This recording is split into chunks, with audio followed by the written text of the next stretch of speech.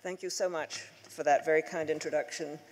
Excellencies, ladies and gentlemen, it is a great pleasure to be here and to be talking about something which I think is enormously important, that is history and how it can be used and misused.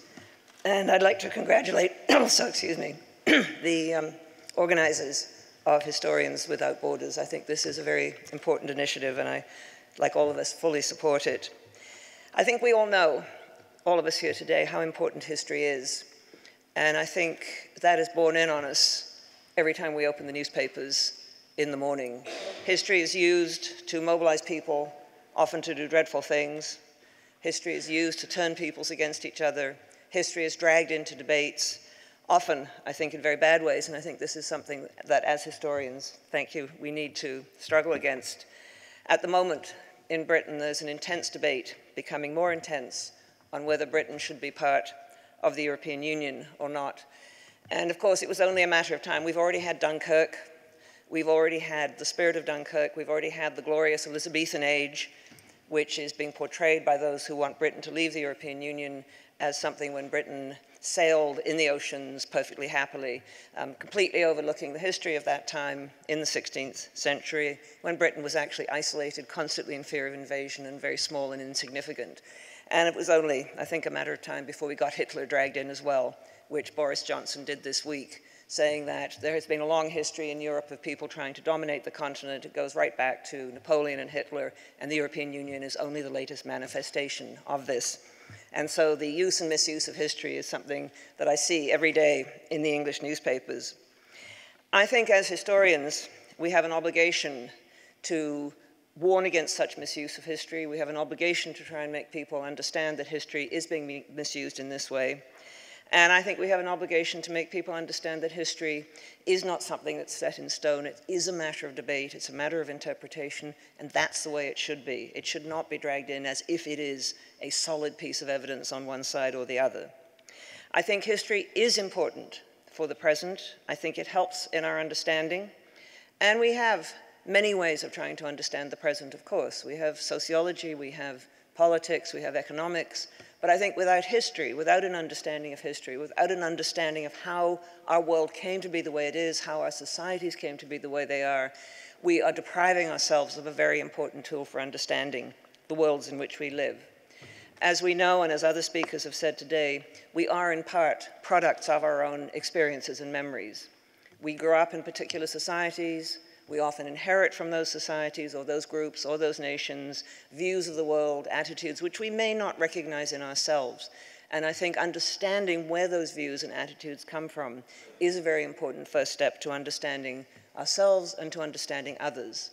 I think if we're dealing with other peoples in this world, if we don't know what it is that they're remembering, if we don't know what it is that their history is, we again are depriving ourselves of a very important tool for understanding what motivates them. There will be a workshop, many workshops later on, but one that caught my eye was the workshop on different narratives of the history of Israel and Palestine. And I think impossible for those two peoples in that very small part of the world to understand each other without remembering what, or knowing what each is remembering, without remembering that the history of Israel is seen in one way by Israeli citizens, Jewish citizens, in another way by Palestinians and by Israeli Arab citizens. And I think without that understanding, impossible to see the two sides even beginning to talk to each other. Without understanding, I think, something of Russian history and something of recent Soviet history, I think very difficult to understand what it is that motivates at the moment what seems like an aggressive and opportunistic foreign policy on the part of the Russian government, a policy which, as far as we know, is supported by the Russian people. And I think without knowing something of what Russia has been through, without knowing that it was invaded and suffered hideous losses twice in the course of the 20th century, without knowing that deep sense of humiliation and despair that so many Russian citizens felt at the end of the Cold War when suddenly they went from being members of a superpower to members of a country that was economically inefficient and somehow no longer seemed to count in the world. Without understanding that, I think we won't understand part of what it is that motivates Russian policy today. But I think understanding also starts with ourselves. And I think history helps us to understand ourselves better. We tell ourselves stories And a proper use of history will make us examine those stories again. We all have stories about ourselves, and we usually tell very pleasant stories about ourselves. I'm Canadian, and we tell ourselves a story about ourselves that we have always been a kindly people, we've always been a gentle people, we've always been a peacekeeping people, we've always treated everyone in Canada fairly. If you're a Canadian Aboriginal, if you're a member of the First Nations, you will have a different view of just how kind and gentle Canada is. And if anyone in this country has ever seen a hockey game between Finland and Canada, you may know what I mean when I say we're not always kind and gentle. And I think we need to use history to understand ourselves as much as we need to understand others. History, therefore, I think, is hugely important in understanding. It's also, I think, very important in helping us to formulate questions about the present. As we look at what's happening, we can use history to help us at least formulate the questions. I don't believe that history is going to give us very clear answers. I think if you want very clear answers about what the future is going to be, you are much better off going to an astrologer. History is not going to give us a blueprint for the future, but it will give us warning signs. I think that history can be like, in a very simple way, the sort of signs you see on a road, which warns you that there's a bad corner coming up ahead, or there's a narrow bridge, or that the road gets very icy in the winter and that you probably need a particular kind of snow tires if you're going to drive on that road. And I think that's what history can do. It can help us at least to formulate the sorts of questions we may want to know.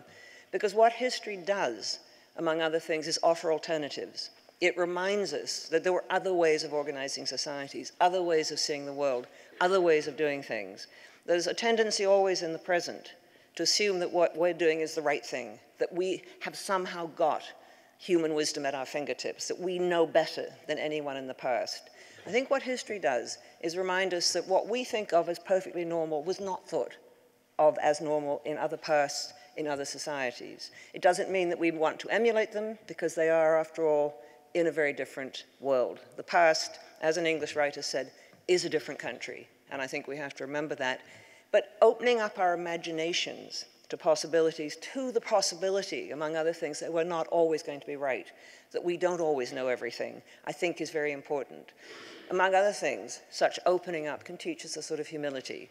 And I think a humility as we approach the very complexities of human affairs is in fact a good thing. What the past teaches us, among other things, is that there were plenty of people in the past who were very clever, very powerful, had all sorts of information at their fingertips, and they got it very, very wrong. One of my recent books was on the outbreak of the First World War, and the people who steered Europe into that war were not fools. They were often highly intelligent people, very experienced, but they were making assumptions which, as we look back at those assumptions, were absolutely wrong. But those assumptions were so deeply ingrained in the way in which they approached the world that they were incapable of seeing it in themselves. And one of those assumptions, as many of you probably know, was that in 1914, a great many people in the military, in the diplomatic services, in the governments, thought that any major war would be short. They thought it would be impossible for a war to last very long because the financing wouldn't simply allow it. The factories would stop. The war would not be able to sustain itself beyond a certain point. And of course, as we know, they were completely wrong. There were a few voices that had said it would be possible for Europe, with its advanced technology, with its advanced industrial capacity, to fight a very long war, and that that war was very likely to be a stalemate. And they weren't listened to because they were going against the prevailing wisdom. And so I think we have to remember that we don't know it all, that we may be basing our decisions, our thinking on assumptions, which may turn out later on to be false. I think what history can also do is help us think through and help us formulate questions based on similar situations in the past. And I don't believe that the past ever repeats itself. I think every time the circumstances are different, the combination of circumstances is different. But I do think what the past can help us do is ask ourselves, is the situation in which we are now in, like anything in the past, what went wrong then? Is there any way that we can avoid it? I think what we're seeing at the moment, among many other things in this world in which we live, is at least a partial reversal of globalization. We've tended to assume that this massive globalization since the 1990s is simply going to go on, bringing with it benefits for humankind around the world. There was another such period of globalization, massive globalization with massive increase in international trade, massive spread of investments, huge movements of peoples around the world. And that was in the decades just before 1914. And what you were seeing before 1914 is the strains that that sort of globalization was imposing. A growing hostility and resistance to immigrants in many parts of Europe, a tendency among those who were being displaced by globalization, the small farmers, the big farmers, the artisans, the people who made things by hand, the small shopkeepers, all of whom were suffering in the process of globalization, a tendency for those people to join populist and right-wing and nationalist parties and to resist what they saw as the great forces of globalization, to resist their own elites. We're seeing something like that today, and I think very important to remember that it has happened before. We're also seeing, I think, a very significant and perhaps long-term shift in the international power balance, where what had been a hegemonic power is no longer quite as powerful as it was, and is perhaps no longer quite prepared to bear the burdens of exercising power around the world. Before 1914, that was the British Empire. Today, it's the United States. What that will mean, how it will play out, is going to be very important for our world and for the international structure. How are the rising powers? Before the First World War, the United States, Japan, or Germany, and possibly Russia, which was on the verge of becoming a rising power in 1914. The rising powers today, China, of course, possibly also Russia again, and perhaps Brazil when it overcomes its current political crisis. How is that going to play out? How are these rising powers going to be accommodated in a world in which a hegemonic power will perhaps reluctantly feel itself begin to slip, feel that it is no longer quite as powerful? And I think looking at history can at least help us think of ways in which we might manage this situation. The other thing I think that historians can do, besides bringing understanding and helping to formulate questions for the world in which we live, is to challenge dominant myths and dominant narratives. I mean, we all know that there are certain narratives in countries, national narratives, but also international narratives, and I think these need to be challenged. I mean, what we're seeing at the moment, I think, in Europe is the dominance of national narratives, narratives within borders, and of course we're here about looking beyond borders, which argue, and this was happening again before the First World War, that there are fundamental incompatibilities between different sorts of people, that they are going to be different one from the other. They are not necessarily going to get on with each other. You also have, of course, the whole thesis promulgated by Samuel Huntington and others that the world is constantly being affected by a clash of civilizations, that there is something called Christian civilization, there's something called Muslim civilization, there's something called Buddhist or Hindu civilizations, and these are bound to clash. And I think such narratives need to be challenged, because I don't think it is necessary that different peoples will remain different from each other. I don't think it is necessary that civilizations will clash. I think we can look at so many examples, and one of the questioners raised this, of where civilizations have penetrated each other, affected each other. Civilization is not a solid block which bangs into another solid block. It's constantly something in the process of being created. And what we call European Christian civilization, of course, has been enormously affected over the centuries by pagan civilizations, by Islam, by ideas and peoples coming from outside. What I think is also important for us to stress, particularly I think at a moment when there's a tendency to build up the barricades, build the walls, pull up the drawbridges, is very important to stress just how much history is international. History doesn't stop at borders. History is genuinely international and transnational, and it always has been. If you go back to the earliest stages of European history, if you go back to the Roman Empire, within the Roman Empire, there was an extraordinary movement of ideas, of people, of religions, of goods. The British were buying silks made in the Middle East. Coins from Roman coins have been found in South China. I mean, this was a very interconnected world, and that has been the pattern throughout so much of European history. I think we need to stress that. We need to stress the ways in which ideas, even things like fashions, have crossed boundaries. Things like tastes in food have crossed boundaries. They don't respect national borders. What people think of as their national way of doing things, in fact, often turns out to have come from somewhere else. I mean, if you ask any Italian, they will say, of course, tomato sauce is a part of Italian cooking. It always has been. It hasn't been. It only came in when the New World was discovered. but the Italians absorbed, as other peoples did, foods from around the world and made them their own. But we need to remind people that they live, and they have always lived, in a world with a great many connections. I think what we also need, as historians, to remind people in Europe, particularly at this time, is that Europe has always been an idea in progress. There is not one thing called Europe, there's not one geography called Europe. What there is something which has some similarities, some links, and a great many strong localisms. But speaking as a Canadian, coming from outside, we see a Europe. When I was young in Canada, and it still happens, people would say, we're going to Europe. And what we meant, and I say this to people in Britain, and it makes them uncomfortable, we meant everything on the other side of the Atlantic. For us, Europe was Ireland, it was also Germany, it was also Poland, it was also Britain, it was also Sweden, it was also Finland. And so I think important that as historians we remind people that there are commonalities, that there are things that have cross borders and will continue to cross borders. Finally, I think very important to remind people as historians, and I think we need to talk to people very much, that things shift in the world, that what we think is standard and obvious isn't, that what we think is a simple narrative isn't. The past is complicated, the present is complicated, and the future is going to be complicated, and we can at least help people to understand that. Thanks very much.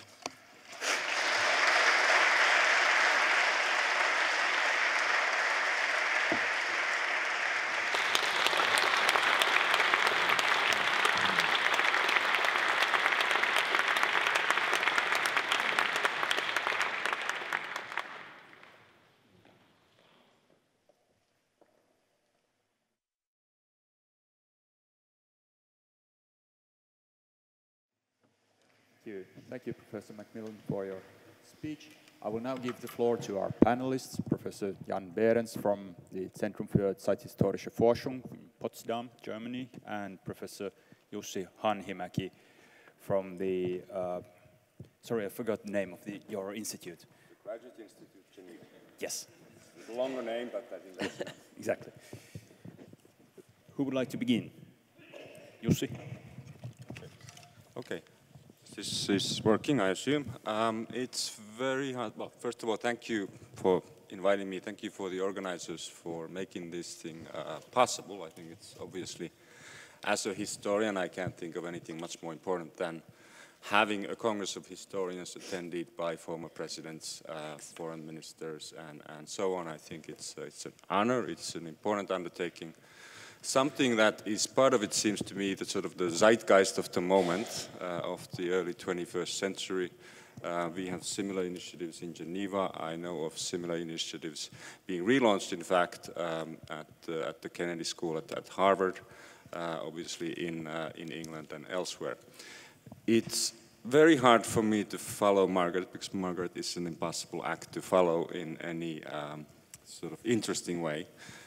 So I thought, and there's very little that I would disagree with her, and in fact there's probably nothing I would disagree with her, except maybe on the Finland-Canada thing, that obviously the violence was one-sided in the hockey game, but justice prevailed, so to speak.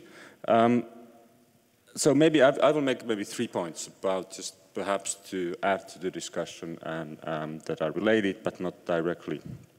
So it seems to me, maybe the first very general point is to, when we think about history, and this is a point that's been made here already, religion.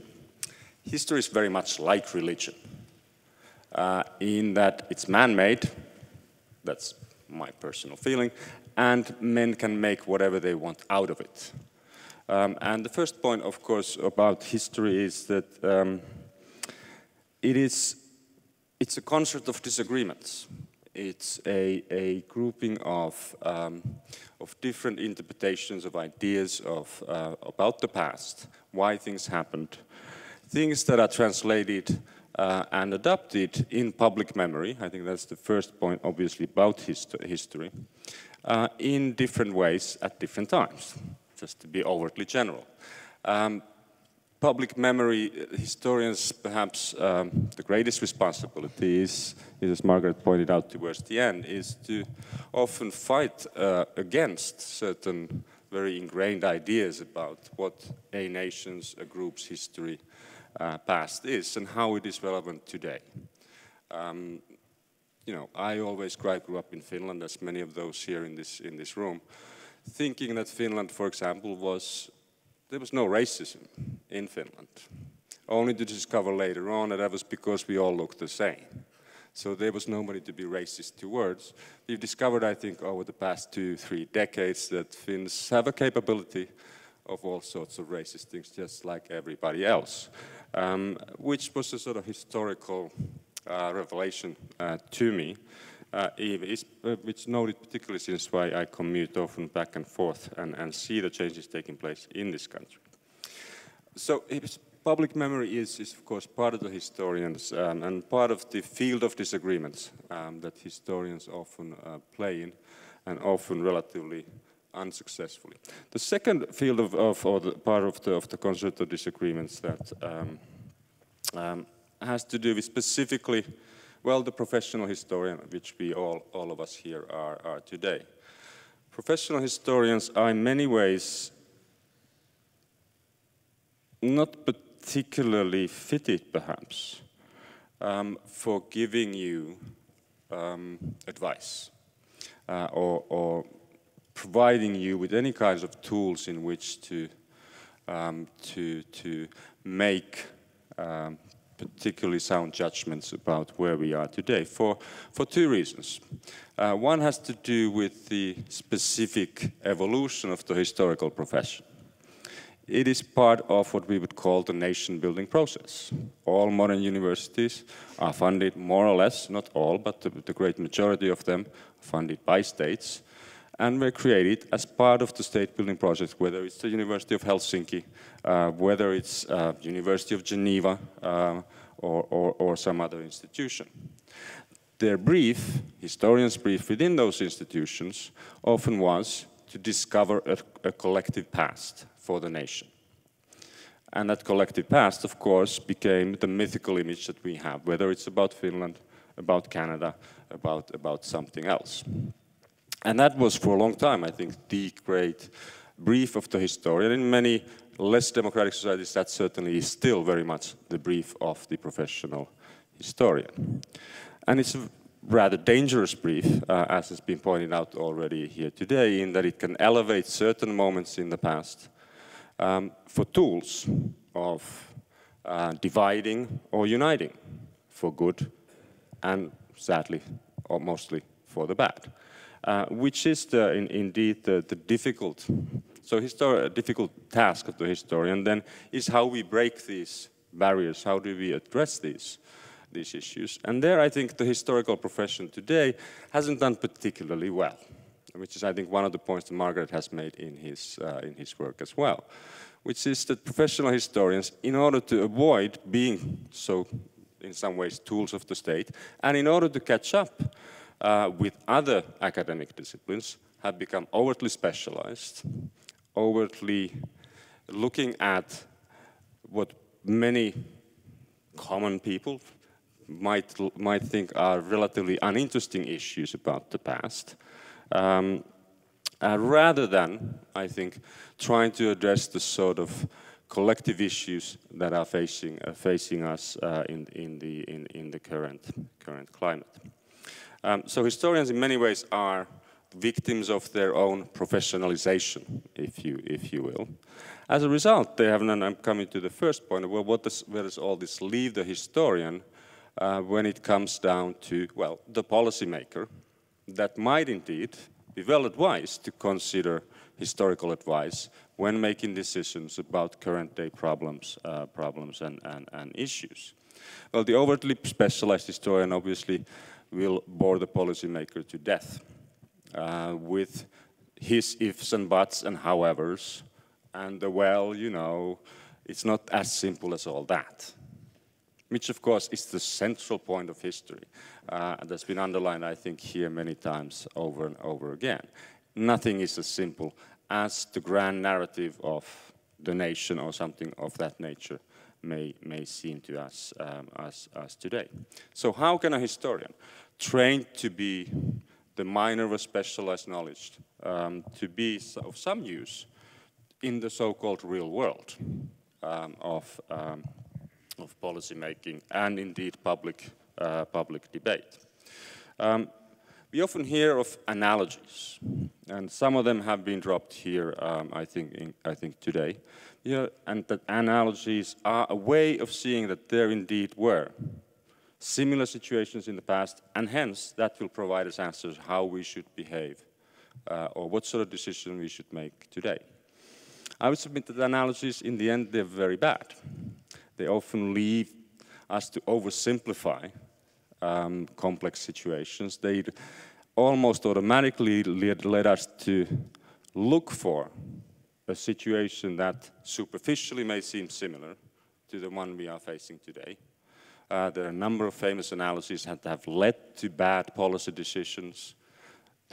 Of the 20th century, the Munich analogy of appeasement, of course, being one of the biggest ones. But yes, we now have other analogies in American foreign policy, which is my specific field. The role of the Vietnam War, the decision-making in that process is an endlessly debated question on which you can always draw at least two opposite lessons. One which is that everything went wrong, everything was bad, it was a bad idea to begin with, therefore the United States should never engage abroad with military force in complex situations, fine.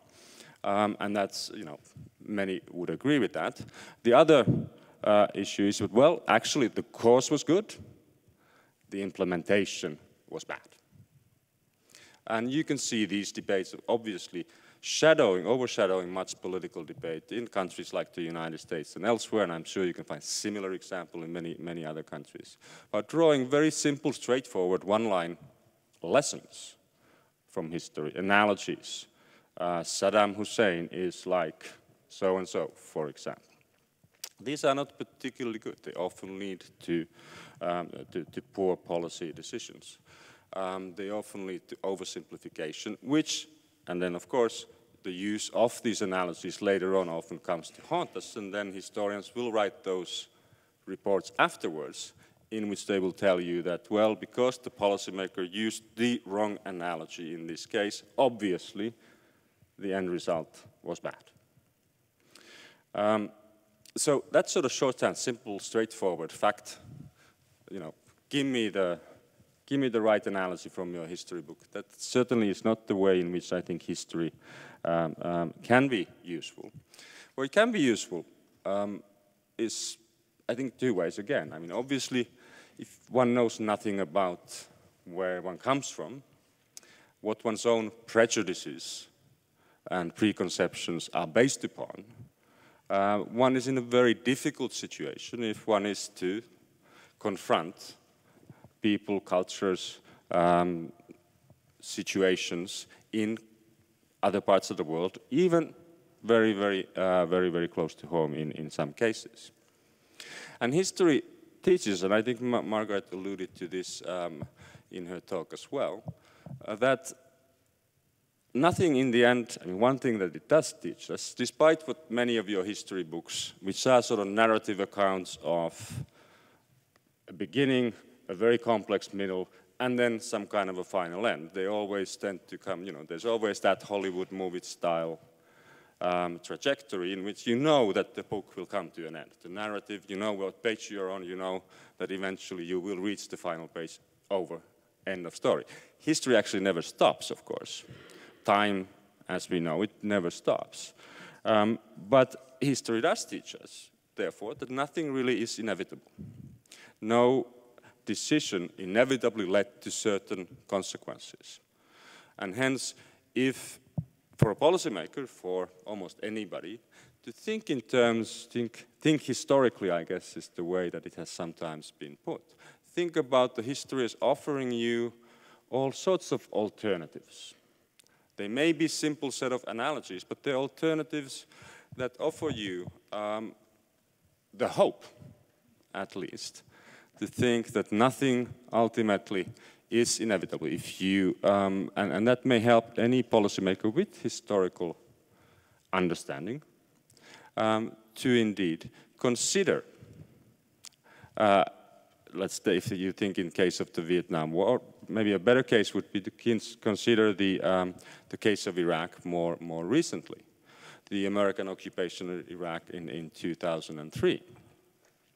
Paul Bremer, who became the head of that occupation authority, a trainee, a protege of Henry Kissinger, himself someone who sort of carried history in his sleeve everywhere he went because of his own personal, very complicated history. He was essentially a sort of history professor of sorts at Harvard before becoming a statesman. So Bremer, of course, had been a protege of Kissinger. He was a historically conscious man. So he's charged with this awesome responsibility of going to Iraq, an American, perhaps British, occupied Iraq, and to remake Iraq. So where is the historical lesson that he can use to bring to the table to adopt proper policies for this end? He read a lot. At least that's the story that was let out. He read a lot. What did he read about? He read about the American occupation of Germany after World War II, about the American occupation of Japan after World War II. Now, in retrospect, of course, we see that he might have been better off by reading about the history of Iraq or the Middle East. And I think that's maybe my last point, that if indeed we are to use history productively in any field of life, the central lesson ultimately is that what history gives us is the tools to think. You can't put yourself totally in somebody else's shoes, but it does give you the ability to look beyond your own narrow, simple horizon. It gives you the possibility to consider other people's, other groups' sensitivities. And I think that in terms of if we are to think about this conference as a means of looking at history for conflict resolution purposes, for example, maybe that, rather than the search for simple analogies, is the central point that we should be considering. Thank you. Thank you very much. I will allow you to answer briefly, comment. Well, I think this is going to be very boring. I'm just going to say I agree with what you say. But I think you're so right about the dangers of analogies. They should be an aid to thinking, but they're not a predictor. And if you get locked into an analogy, as people did in Vietnam with the Munich analogy, I think it can be very dangerous. I mean, all an analogy can do is help you think. And you should not see it as something that's going to tell you exactly what to do. I mean, it does seem to me that it's one of the curious things, I'll just add to what you were saying, that a group of people who do take history very seriously are the military. And I think that's because what they're doing is such high stakes that if they make a mistake and get it wrong, the consequences can be dreadful for themselves and for others. And I think they understand where history can be helpful. I mean, one of the tragedies, I think, among the many of the invasion and occupation of Iraq was that the people planning it didn't think history mattered, and they didn't think anybody needed to know the history. And of course, you probably all heard the story when the British and American generals began to run into trouble there, they bought copies of T.E. Lawrence's 7 Pillars of Wisdom. In my view, not the best guide, but nevertheless, you can see what they're trying to do. Yeah. Thank you. Then Jan, please. Yes, thank you very much for the invitation, and I'm going to continue a little bit with the boredom because I don't see much controversy either, but maybe let me add from my perspective 2 general thoughts and then a couple of examples how history sometimes may help us to understand certain political situations better by being a framework to understand other people's, other cultures, contexts, values, and so on. And I think that rather than thinking in historical analogies to understand where people come from and why certain things look for them differently, why certain decisions are taken because of historical circumstance, because of historical heritage of a certain nation, elite, or political group. I think that's where history can actually be very helpful also for policymakers in what you call the real world out there. But let me start with 2 general observations on this great project, Historians Without Borders. First of all, I think if we truly look at the profession of the historical profession, at least in my country, and I think this holds true pretty much for all European countries, less so maybe in the United States and Canada, we still have to become historians without borders. We are not yet historians without borders. Most of us are actually national historians writing national history of certain topics, and even even people who are genuinely qualified to write European history are very much in the minority, at least in my country. You know, if you look at your average German history professor at your average German university, he will be a specialist in the Weimar Republic or in Bismarck or in the social history of German labor and so on. And maybe then, you know, have also a minor interest in also the British working class or something like that. But there are few people who genuinely work on European issues or global issues, and I think we have to push the next generation, although this is often difficult and involves learning a lot of languages and so on, to truly become historians, well, maybe not at all without borders, but at least more cosmopolitan, more international historians by, you know, beginning to study the histories of other nations much earlier and offering many more comparative classes, transnational perspectives, and get away from our national perspectives that we so often repeat also in our universities. That's my first observation. The second general observation is on the field of history and the way it has developed in the last 20 years. That's all I can talk about it, as I'm a bit younger than some others who have spoken here. I think that with the end of the Cold War, and you alluded to this as well, I think, the field of history has begun to engage in a lot of discussion that was more or less la pour la, as the French would say.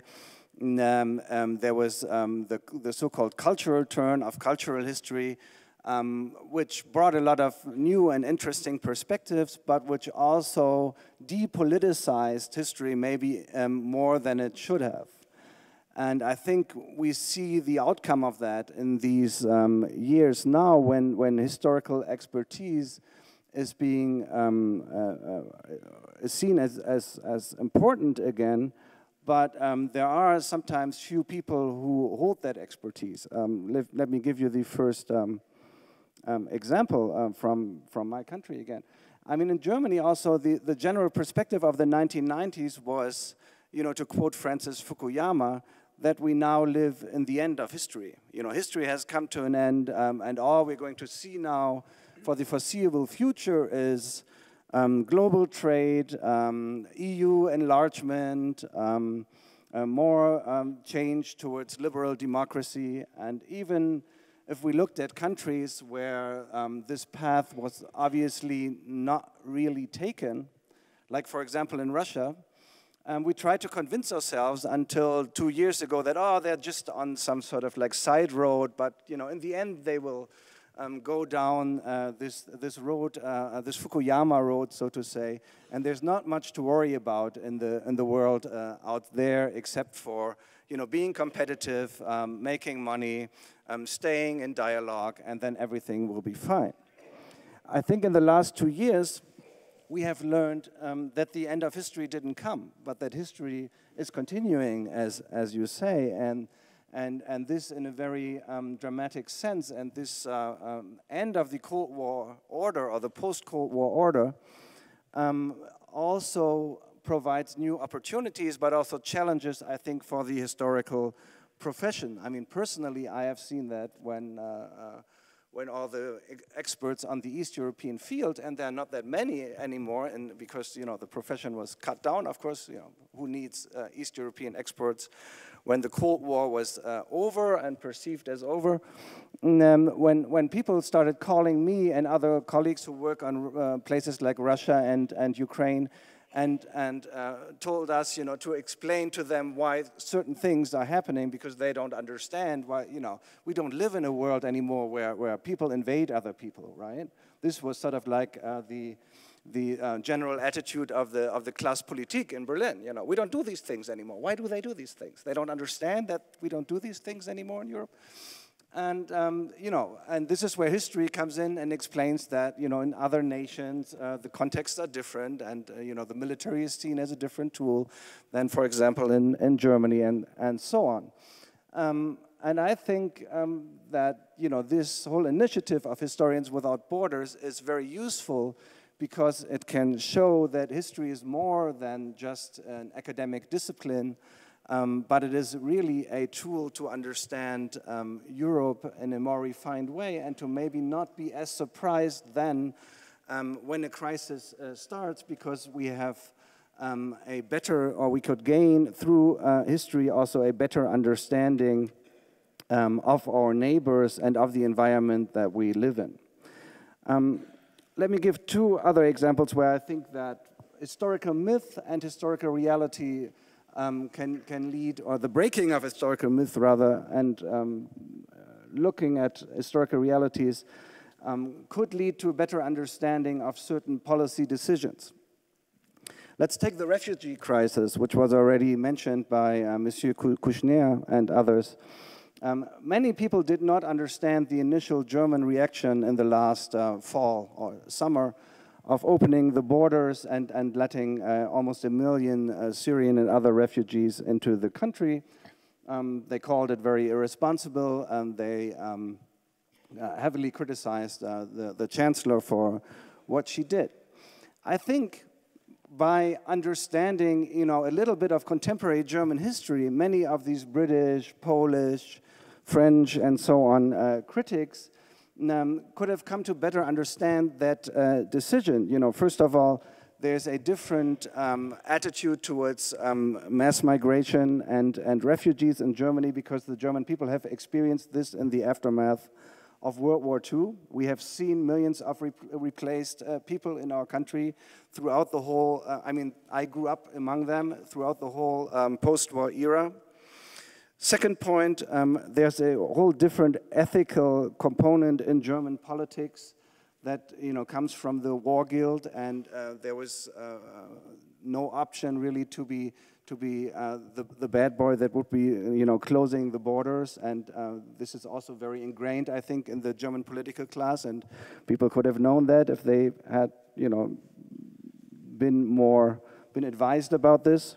And maybe last point on the refugee crisis, that is also very important, I think, to understand the German initial German reaction is that we come from a country where we had a border through our capital where people were shot on quite not a daily basis, but at the Berlin Wall for about 30 years.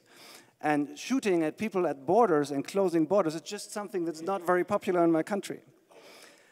And people could have known that again, but obviously also this experience was very much forgotten already in Europe.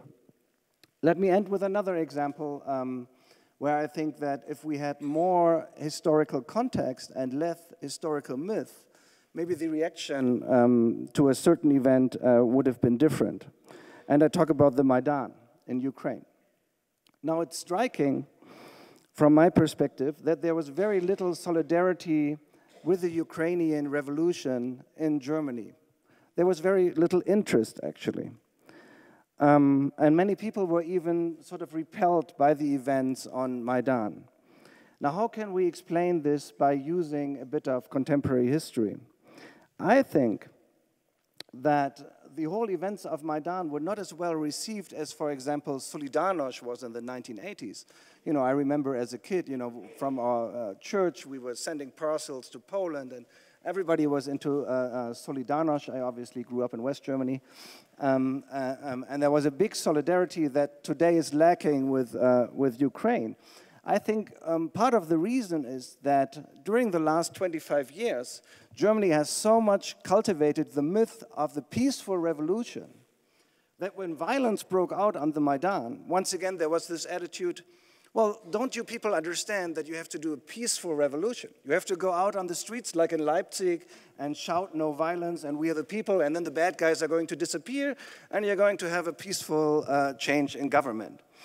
Now, what was completely forgotten in the general public and also in the press was, of course, that most revolutions, you know, I don't have to tell this to a Frenchman or a Russian person, are very violent events.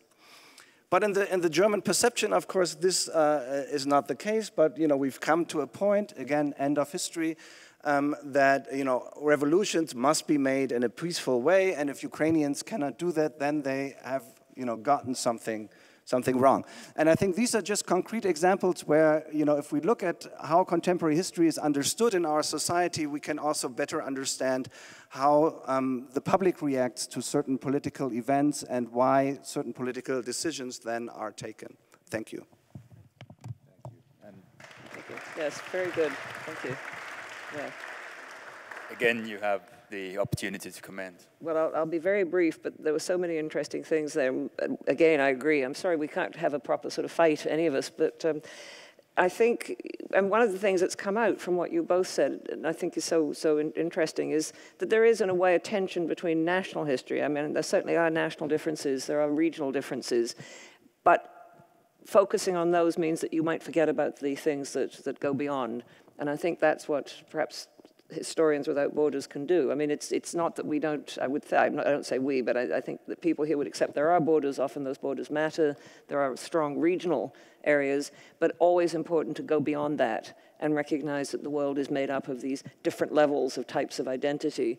And one of the things that worries me, and I think you referred to this, Professor Behrends, is the way in which the profession has turned inwards. And I think it's not just that we've tended to look at smaller and smaller things and not be interested in things that are outside. We've also, I think, a sort of type of professionalization, which I think, in my view, is wrong, that to be truly professional, we have to be incomprehensible. And I think this is bad. I mean, I think we are doing something that is important enough that we should be able to explain to others who aren't necessarily studying history the whole time what it is we're doing. Because if we don't do it, others will. And when you get governments saying we're going to decree what history is, this is a very bad thing indeed, because they usually do it in a ham-fisted and rather blunt way. What is also worrying, I think, is the decline in not here, but certainly in North America, the decline in learning languages at graduate school.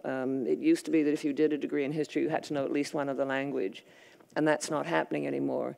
And in our related, what used to be a much more closely related discipline of international relations, there's been a turn towards higher theoretical abstraction often and quantitative methods. You can't always explain the world in these terms, and I think history needs to engage both with the public and with other disciplines, perhaps more than it has been doing. Thank you very much. We still have a few minutes to go, so I'm opening the floor for questions and comments. Please be very brief, if I can ask.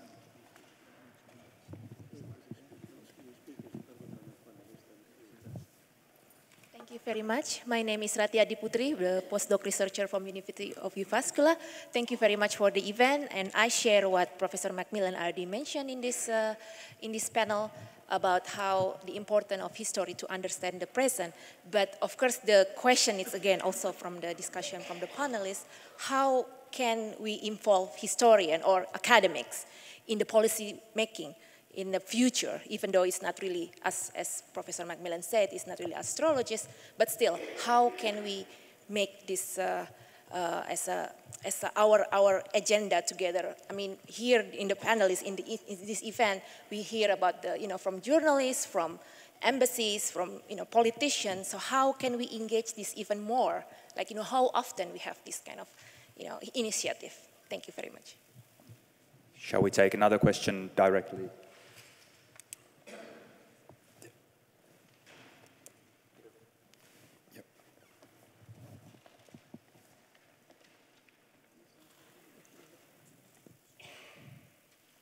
Petri Hakkarainen, Foreign Ministry of Finland, and currently also the Geneva Center for Security Policy. Thank you, Professor MacMillan, and all the other speakers. It was an excellent panel. I think we've somehow all agreed during this morning on the role that history can play in conflict prevention and somehow also in the reconciliance phase after conflicts. But I'd be interested in hearing more from you all on the role of history, the potential of history during conflicts, whether it's a shooting war between countries, whether it's ethnic tensions within a country, or what's now become fashionable to call a hybrid warfare, or things like that. Can history play a role? Should we address each other's narratives of history at that time, or is there a danger of it backfiring during conflicts? Thank you. Thank you. I think we have to give you an opportunity to answer now because we're running out of time. Okay, one more, very brief, please, if I can ask you. Sure. Thank you. When you're suggesting that we should be able to write, histories, trans-border histories, for instance, if someone like India from me would want to write a history of the United States and what happened in, let's say, in the 1860s or 1870s. When we try to write other people's histories, is generally seen as an outsider perspective. That's not acceptable because it's not sufficiently the view of an insider and therefore not very authentic. This is one. The other is that when in the 19th century or the 18th century, our histories were being written. They were being written by the erstwhile colonial masters. And when people began to rewrite themselves back into their own history, it is bitter. It is, but it's also an effort for them to see and frame their histories through their own eyes. So it's not possible for them any longer to accept their histories being written by others. And the third is what's happening in India today, is that we feel that we need to recorrect many of the perspectives that have been, that have come to us through the histories written by, now, of course, the First Nations or the colonial masters. So there are all these complications. It's an extremely complicated and complex process when you try to write trans-border histories. How do you react to that? Thank you. Thank you for your questions. And now it's Professor MacMillan's turn to answer. Well, I'll just be very brief because they're all very good questions, and I could go on, but I know you're waiting for your lunch, so I'll be very brief here. I mean, I think it would be nice if history could have more impact on policy making. How do we get listened to? And I'm not sure we've done a good job of it, but it also, our political leaders now tend to be incredibly busy. They're always on airplanes. What does strike me, though, is how many of them do read history. Perhaps all those long airplane trips are a good time for them to read history. No, but I have been struck by how many people I meet who are in positions of making decisions, who really do, you can see that they read and understand history. And I think how we encourage the dialogue, I think, is important. The role of history during conflicts, the trouble is during the conflict, it's probably impossible to talk about it because passions rise and it becomes very difficult to take a cool view, which of course is when you want it. But during the First World War, wonderful German liberal historians, wonderful liberal British historians became absolutely rabid patriots. They were caught up in the times because historians are also citizens or parts of their own communities. The question of who does history, I would like to think that history has its rules, it respects evidence, it respects judging, it respects analysis, and I don't think it should matter who does it. I think good history can be done by people who don't come from a particular group. In fact, often if you have a slightly outside perspective, you may do a better sort of history. And perhaps this isn't what you were saying. I mean, there's always revision in history, and it's always necessary. It's been a very important part of nationalist movements that people should feel they have control of their own history. But I would like to think that history is not something that you have to be of a particular ethnicity or religion or gender to be able to write. At one point in history in the 1970s, there was a lot of talk about not appropriating the voices of others, and the implications was that you shouldn't write about the history of people who weren't like you, which would have left me writing about women in southern Ontario, which I didn't want to do. So, thank you. Thank you, everybody, for your participation. Thank you for our keynote speaker, and thank you for the panelists. This session is over.